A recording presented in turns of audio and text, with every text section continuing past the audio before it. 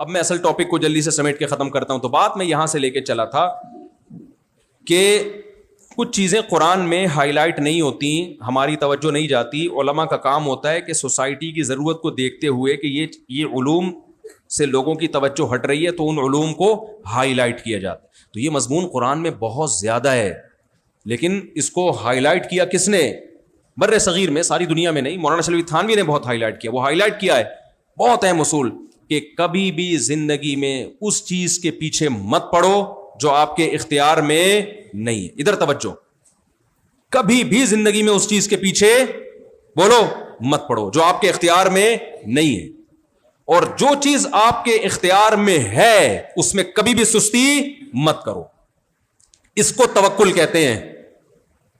تقدیر پہ بھروسہ جب کیا جائے گا جب آپ کے اختیارات ختم. پھر جو ہو رہا ہے بھائی ما قدر اللہ, یہ کس کی طرف سے ہے؟ اللہ کی طرف سے. تو اب دیکھو, ایک ایتھیسٹ ہے, اس کا ایک کلپ میری نظر سے گزرا. اس سے کسی نے پوچھا آپ خدا کو کیوں نہیں مانتے؟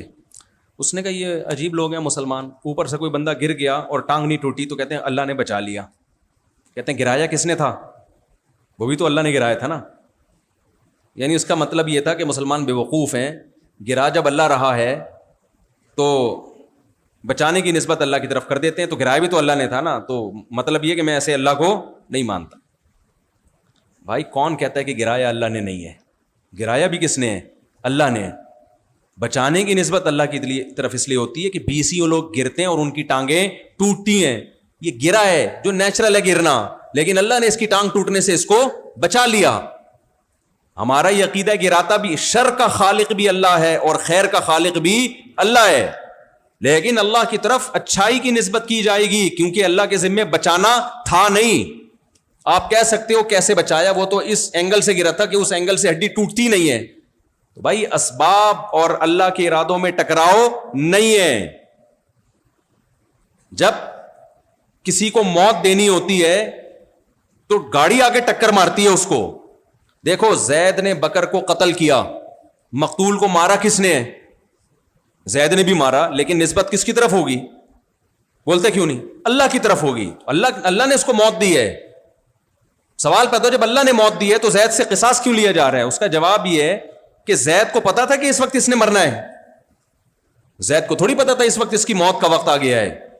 کل مجھ سے کسی نے پوچھا کہ ایک آدمی کسی کو قتل کرتا ہے تو ہم جب قاتل سے بدلہ لیتے ہیں تو قاتل کہتا ہے کہ اس کی موت اس وقت لکھی ہوئی تھی کہ نہیں لکھی ہوئی تھی. ہم جواب میں کہیں گے ہاں لکھی ہوئی تھی. وہ کہے گا پھر لکھی ہوئی تھی تو مجھے کیوں بدلہ لے رہے ہو؟ میں نے کہا آپ اس کو گولی مار دو, اور بولے تیری بھی اس وقت لکھی ہوئی تھی. جس دلیل سے زید نے بکر کو قتل کیا ہے یہ کہہ کے کہ لکھی ہوئی ہوگی تو مرے گا, اسی دلیل سے ہم کس کو قتل کر رہے ہیں؟ حقیقت تو یہ کہ اللہ کے علم میں تو پہلے سے ہے کہ یہ اس کی موت لکھی ہوئی ہے, لیکن کمبخت تجھے کس نے بتایا تھا کہ لکھی ہوئی ہے؟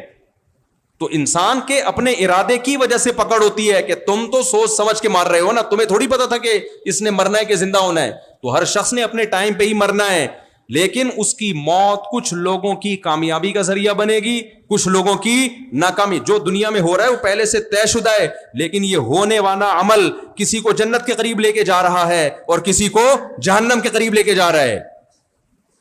اور یہ جو ایتھیسٹ لوگوں کے اعتراضات ہیں نا, ان کے اعتراضات میں سے ہر اعتراض کا جواب نہ دیا کریں. ہمیشہ باطل لوگوں کے اعتراض کا جواب دینے کے بجائے ان پہ اعتراض کیا کریں.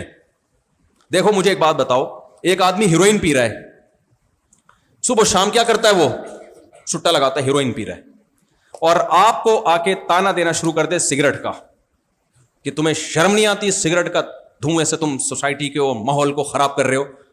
تو آپ اگر بے وقوف ہوگے تو آپ اس کو عذر پیش کرنا شروع کر دو کہ ایکچولی سگریٹ سے یہ ہوتا ہے, پھیپھڑے صاف ہوتے ہیں, یا میں ریلیکس ہو جاتا ہوں وغیرہ وغیرہ. آپ اس سے کہو گے تم پہ تو یہ سوال بنتا ہی نہیں ہے کیونکہ تم کیا پیتے ہو؟ ہیروئن. تم پر تو یہ اعتراض بولو بنتا ہی نہیں.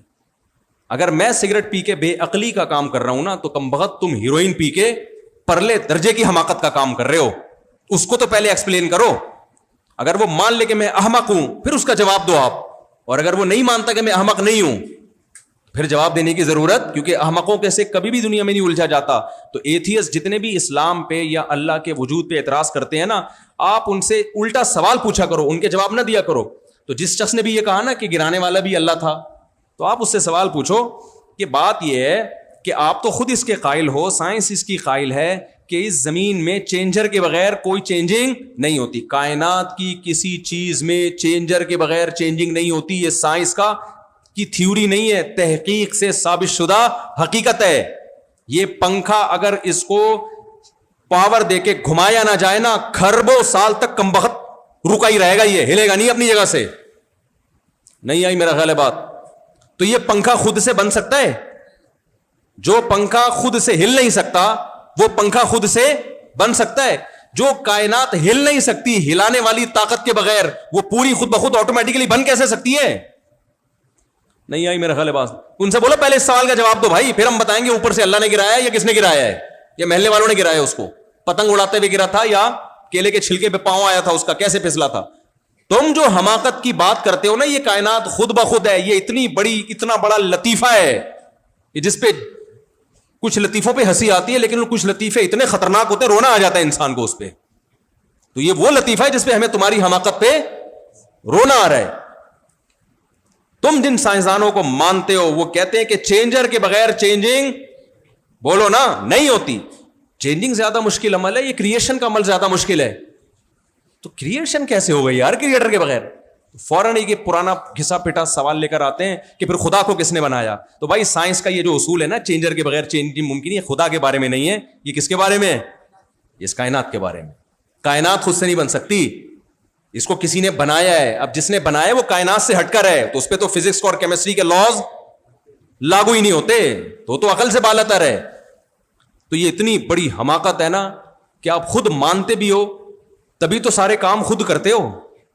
اگر یہ خود بخود ہو رہا ہوتا تو بیٹھ جاتے آرام سے, خود ہی سب چیزیں آتی ہیں, آپ کے منہ میں نوالے آتے ہیں, واش روم بھی خود ہی چل کے آ جاتا. اس کے لیے بھی بٹن دبانا پڑتا ہے. وہ ایک سست کا واقعہ میں سناتا ہوں نا, ایک بندہ بہت سست تھا, ابا اس کے بیزار ہو گئے کہ کم وقت کوئی بھی کام نہیں کرتا, تو ابا ایک اس کے لیے مشین لے کر آئے. ابا نے کہا چل میں ایک مشین لے آیا ہوں, سائنس نے ترقی کی, یہ بٹن دبائے گا ہر کام ہو جائے گا تیرا. ادھر بٹن دبائے گا ٹھک کر کے روٹی آئے گی, بٹن دبائے گا ٹھک کر کے چائے آئے گی. تو اس نے کہا ابا بٹن کون دبائے گا اس کو؟ تو جب بھی باطل لوگ ہوتے ہیں نا, باطل, کبھی بھی ان کے سوالات کے جوابات میں اپنی ٹائم ویسٹ نہ کیا کرو, ان سے سوال پوچھا کرو. میرے پاس ایک شخص آیا اور کہنے لگے کہ وہ حضرت فاطمہ کی وراثت لے لی تھی, اور معاذ اللہ وہی جو الزامات لگائے وہ یوں ہو گیا تھا, ظلم کیا تھا صحابہ نے مل کے. میں نے کہا تو کیا مطلب اس کا نتیجہ نکلے گا میں سنی مذہب چھوڑ دوں؟ میں سنی مذہب چھوڑ دوں نا, یعنی آپ کا مسلک اختیار کر لوں. تو میں نے کہا آپ کے مسلک پہ یہ اشکالات ہیں, مجھے اس کا جواب لے آؤ تو میں سنی مسلک چھوڑ دوں گا. میں نے کہا میں ان اعتراضات کو درست مان کے سنی مذہب چھوڑ دوں, بیچ میں دوسرا کوئی مسلک کوئی ہے ہی نہیں. آپ پہ تو اتنے اعتراضات ہوتے ہیں تو میں تو بیچ میں لڑک جاؤں گا. کیا خیال ہے بھائی؟ پھر میں ایک نیا فرقہ نکالوں گا, یہی ہوگا.